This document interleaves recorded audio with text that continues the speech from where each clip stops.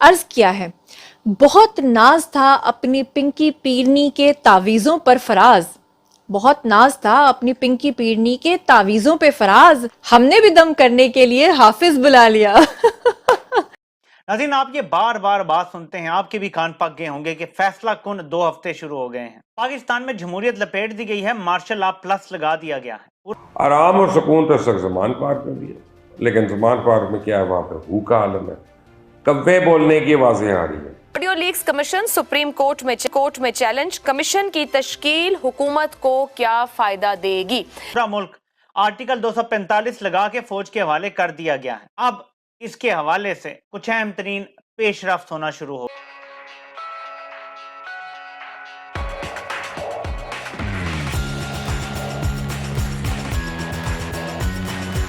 हैं। तहरीक इंसाफ की तरफ से यानी इमरान खान की तरफ से कुछ दरख्वास्तें सुप्रीम कोर्ट में दाखिल की गई हैं। उसमें एक तो ये जो किया जा रहा है 245 लगा के और सब कुछ मुअत्तल किया हुआ है, किसको पकड़, इसको उठा, उसको ले जा, इसके हवाले से, और दूसरा ये जो फौजी अदालतों की कहानियां चल रही हैं, इसके हवाले से भी दरख्वास्तें जा रही हैं। और उसके साथ साथ ये जो ऑडियो लीक्स खुद ही करके और खुद ही कमीशन बना दिया है, इसके ऊपर भी दरख्वास्त चली गई है। मल्टीपल दरख्वास्तें हैं बल्कि इसके ऊपर कि एक कमीशन जो बना दिया गया है और काजी फायद ईसा उस कमीशन के सरबराह हैं, बगैर सुप्रीम कोर्ट के चीफ जस्टिस की इजाजत के ये कमीशन बनाया गया और उनसे पूछे बगैर सुप्रीम कोर्ट का जज भी ले लिया गया। तो ये बहुत कुछ खिलाफ कानून हुआ है, खिलाफ रिवायत हुआ है, इस पर दरख्वास्तें अब हो गई हैं। उम्मीद है कि जल्द ये केस लगेंगे और इनके ऊपर एटलीस्ट शुरू में स्टे जरूर आएगा। और दरख्वास्त लगी है, समात के लिए मंजूर हुई है, जिसमें पंजाब की जो केयर टेकर हुकूमत है उसको गैर कानूनी करार दिया जाए। ये दरख्वास्त भी समात के लिए फिलहाल मंजूर हो गई है। सो बहुत सारी पेशरफ्त अब अदलिया के अंदर हो रही है। इमरान रियाज खान साहब को अभी तक बाजियाब नहीं करवाया जा सका, अदलिया बेबस नजर आती है, लेकिन यही कहा जा रहा है, कहने वाले यही कह रहे हैं कि वो इतना सख्त अभी इसलिए नहीं हो रहे कि वो पहले इमरान रियाज खान साहब की सेफली वापसी चाहते हैं, इंश्योर। लेकिन ये सिर्फ दुनिया को दिखाने के लिए नजर आ रहा है अभी तक, क्योंकि कोई कंक्रीट स्टेप अदलिया की तरफ से अभी तक नहीं हुआ। अब क्यों मैं कह रहा हूं ये 2 हफ्ते इंपॉर्टेंट हैं। 23 तारीख को लगी हुई है रिव्यू पिटीशन, जिसमें इलेक्शन कमीशन ने रिव्यू दायर किया है जी कि आपने जो फैसला दिया था आपको तारीखें देने का इख्तियार नहीं है।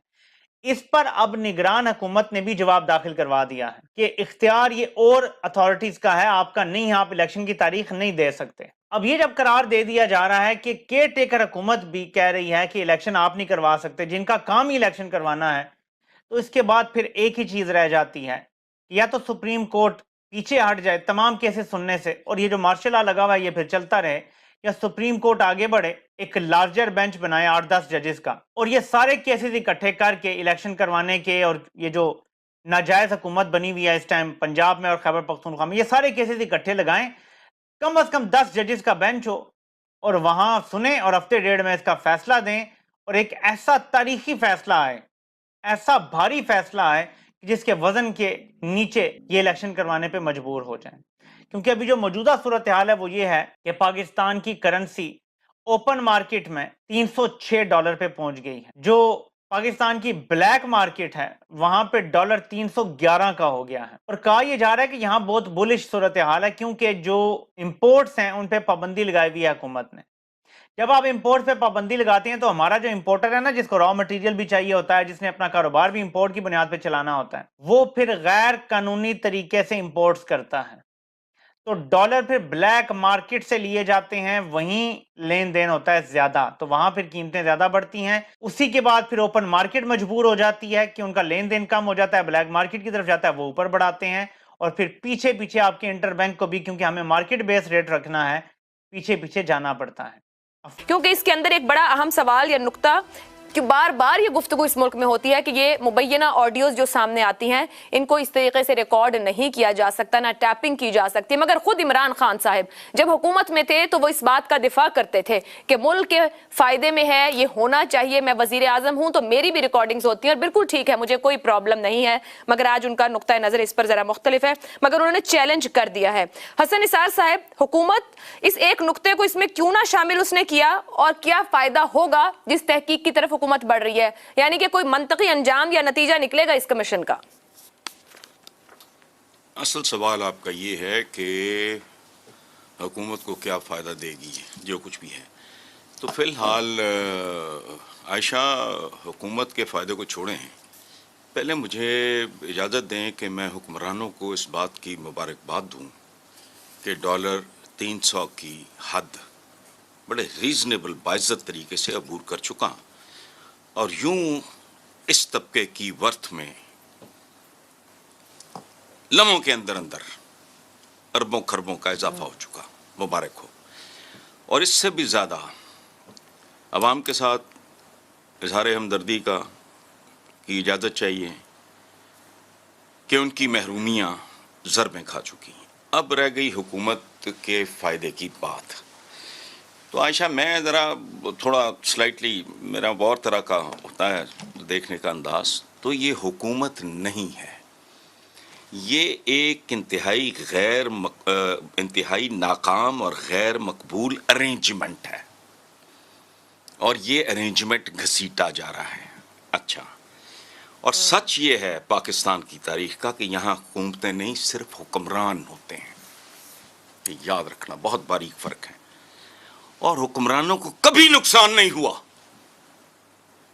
एक एक की तारीख उठा के देख लो, 1 2 4 एक्सेप्शंस होंगी, मिराज खालिद साहब जैसे, नवाबजादा नसरुल्लाह जैसे लोग। बाकी इनकी औकातें देखो, जो आज कहते हैं ना कि अब्बा अरबपति सी।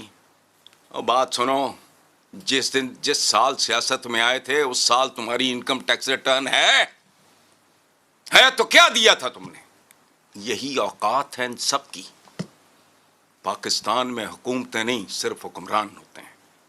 मैं एकेडमिक सन्नाटा छाया हुआ है, 6 बंदे नहीं पूरे होते। बाकायदा इस वक्त ज़मान पाक के अंदर एक टांगे की सवारियां नहीं है पूरी। पुलिस ने पूरा कंट्रोल संभाल लिया है, और अब एक और बड़े ऑपरेशन की तैयारी तकरीबन मुकम्मल हो चुकी है। इमरान खान की सियासत तितर बितर हो चुकी है। मुझसे कई लोग पूछते हैं, मैं उनको बताता हूँ, कहते नहीं वापस आ जाएगा, ये अंदर से गठजोड़ हो रहा है, डील हो रही है, ये हो रहा है, वो हो रहा है। कोई डील नहीं हो रही। डूबती किश्ती से हर रोज़ छलांगे लगाने का सिलसिला जारी है। कल आपको पता है कराची के उनके सदर जो हैं वो भी छलांग लगा के साइड पे हो गए। तहरीक इंसाफ का सदर कराची का, उन्होंने कहा जी मैं नहीं, अब तहरीक इंसाफ में ये पाकिस्तान दुश्मन जमात हो गई है, और बाकी और छलांगों का सिलसिला जारी है। इमरान खान बैरूनी आकाओं समेत अंदरून खाना मिन्नत तरले कर रहे हैं, खूब तरले कर रहे हैं, और अपनी डूबती किश्ती को सहारा देने की जो सुजू में है, फिलहाल उनको उम्मीद कोई नहीं नजर आ रही। बेगम साहिबा जो हैं, जिनको कहा जाता है कि हाउस वाइफ है, लेकिन हाउस वाइफ का पता चला कि वो हर वक्त मुसल्ले पे। ज़मान पाक के अंदर की खबर यह है कि बुशरा बेगम सिर्फ जो है वहाँ पे कुछ ना कुछ पार्टी होती है, उनके कमरे को बंद किया हुआ है, वहाँ पे कोई अंदर आ नहीं सकता, जा नहीं सकता। उनको जो खाने वाने की चीज़ें वही बाहर रखी जाती हैं, वो खुद से किस वक्त अंदर जाती हैं और खुद से किस वक्त खाली बर्तन आते हैं बाहर, किसी को कुछ नहीं पता, लेकिन आते हैं इसी तरह। यानी अभी अंदर क्या हो रहा है क्या नहीं हो रहा, ये आपका और मेरा सबका गैस ही हो सकता है। बहरहाल इमरान खान कहते हैं तो उनको यकीन है, 80% यकीन है कि आज वो गिरफ्तार हो जाए। 80%, चल अच्छी बात है। और अगर मेरे घर की वो कहते हैं तलाशी लेनी है, तो लाहौर हाई कोर्ट ने पहले जो तरीक़ाकार तय किया था उसके तहत ली जाए। यानी लाडला आप देखें, उसकी हालत ये है कि वो कानून के आगे भी अपनी शराइत रखता है। तो जनाब आली, वो पंजाबी में वो क्या कहते थे, गल वध गई है मुख्तियारा। गल ऐस हद तक वध गई है कि इस वक्त ज़मान पार्क के अंदर सिवाय कव्वों की आवाज़ के आपको कुछ भी सुनाई नहीं देगा। जो फाख्ताएं थी वो भी वहाँ से जा चुकी हैं, वो जो रंगीनियाँ थी वो भी वहाँ से जा चुकी हैं, वो जो रोज़ाना रात को स्टॉल्स सजते थे वो भी वहाँ पर अब नहीं लगते हैं, और सब लोग वहाँ से भाग गए हैं। जिसकी गाड़ी के ऊपर PTI का झंडा लगा था उसने उतार दिया है, जिसके घर के बाहर बैनर लगा था उसने उसको उतार दिया है, जिसकी बाइक के पीछे हम कोई गुलाम है लगा हुआ था उसने वो उतार दिया है। वो